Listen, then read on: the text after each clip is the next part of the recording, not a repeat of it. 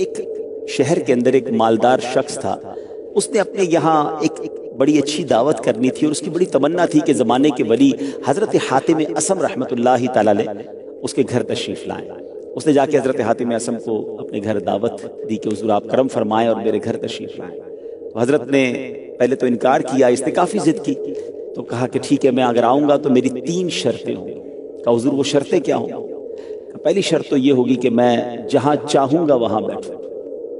عرض کی حضور دوسری شرط یہ ہوگی کہ جو چاہوں گا وہ کھاؤں گا، اور تیسری شرط یہ ہوگی کہ جو کہوں گا وہ کرنا ہوگا۔ تو بہرحال دعوت کا وقت ہوا، شہر والوں کو دعوت دے دی گئی کہ زمانے کے ولی میرے گھر آ رہے ہیں۔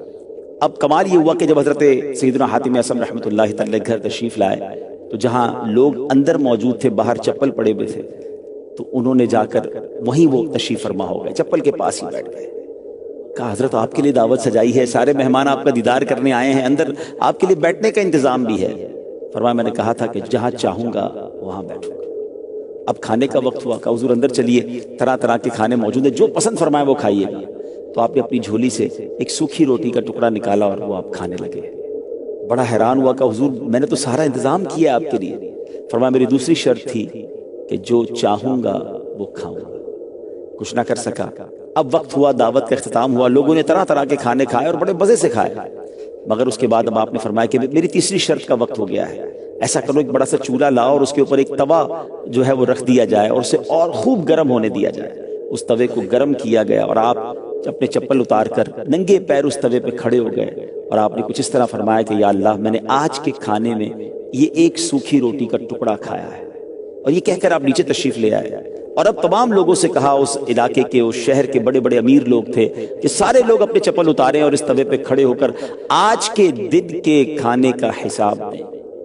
تو لوگوں کی چیخیں نکل گئی کہ حضور آپ تو اللہ کے ولی ہیں، آپ اس توے پر ننگے پیر کھڑے رہ سکتے ہیں، اس قدر سخت گرم توے پر ہم کیسے کھڑے رہ سکتے ہیں؟ تو پھر آپ نے جو چند منٹ یہ چند جملوں میں جو بیان فرمایا وہ بڑا جس کو کہیں کہ دل ہلا دینے والا اور سبق آموز تھا، کہ آپ نے فرمایا کہ اے لوگوں، آج ایک وقت کے کھانے کا حساب تم اس توے پر کھڑے ہو کر نہیں دے سکتے، کل بروز قیامت تمہارے پاس وہ کون سی کرامت آ جائے گی جب سورج 1.25 میل پر ہوگا، زمین تانبے کی ہوگی، اور اس پر کھڑے ہو کر تمہیں ایک وقت کے کھانے کا نہیں بلکہ پوری زندگی کا حساب دینا ہوگا، ساری زندگی کے اعمال کا حساب دینا ہوگا۔ آپ کی اس بات کو سننے کے بعد لوگ زار و قطار رونے لگے، کئی لوگوں نے اپنے گناہوں سے توبہ کی۔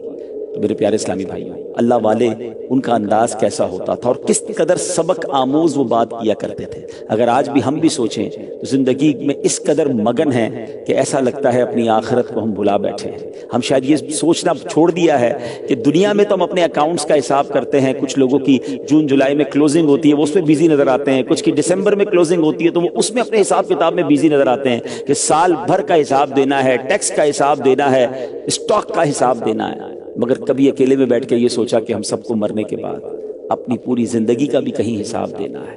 اللہ کرے کہ ہم ایسی زندگی گزارنے میں کامیاب ہوں اور اللہ کریم ہم سے راضی ہو جائے کہ قیامت کے دن کی سختیوں سے ہم محفوظ ہو جائیں۔